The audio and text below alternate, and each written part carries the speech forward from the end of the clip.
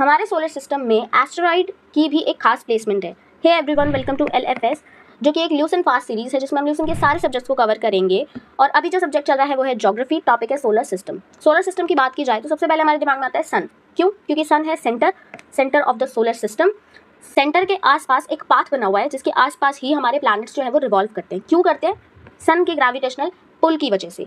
ठीक है, ये जो पाथ बना हुआ है इसको बोला जाता है इलेप्टिकल ऑर्बिट, जिस पे हमारे प्लैनेट्स जो हैं या फिर मैं कहूँ कि अर्थ जो है वो रिवॉल्व करती है सन के around.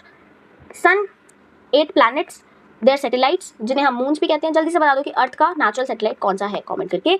Asteroids, comets and meteors, ये सारी ही चीज़ें हमारे सोलर सिस्टम में आती है। अब मैं आपसे एक क्वेश्चन पूछ रही हूँ जो कि मैंने आपको लास्ट शॉर्ट में बताया था। सोलर सिस्टम, हमारा सोलर सिस्टम कौन सी गैलेक्सी में आता है, ये आप मुझे बताएंगे। अब हम देखते हैं कि सोलर सिस्टम का साइज़ क्या है। सोलर सिस्टम का साइज़ अबाउट 10⁵ AU है। AU यहाँ पे क्या है? Astronomical unit.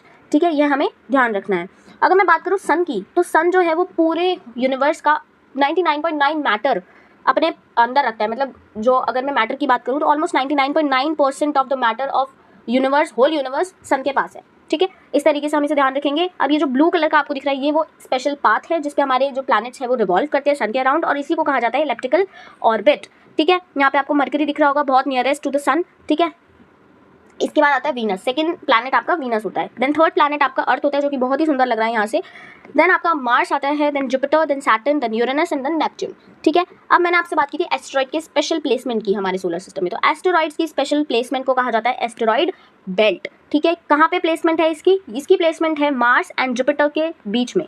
ये जो मार्स और जुपिटर का इलेप्टिकल ऑर्बिट है, इन दोनों के बीच में एक एस्टेरॉइड बेल्ट है जहाँ पे बहुत ही अलग अलग साइजेस के एस्टेरॉइड्स क्या करते हैं? रिवॉल्व करते हैं सन के अराउंड। ठीक है, तो ये हो गई आपकी स्पेशल एस्टेरॉइड की बेल्ट। ठीक है, इसी के साथ साथ ये जो एस्टेरॉइड बेल्ट है ये हमारे प्लैनेट्स को 2 हिस्सों में बांटती है। पहला जो ग्रुप होता है 4 प्लैनेट्स का, उनको कहा जाता है टेरेस्ट्रियल प्लैनेट्स, जिनमें आते हैं mercury, Venus, earth and Mars. क्यों? क्योंकि ये टेरेस्ट्रियल प्लैनेट है, इनके पास खुद का एक टेरेस्ट्रियल है। ठीक है, एंड इनके पास ज़मीन है बेसिकली।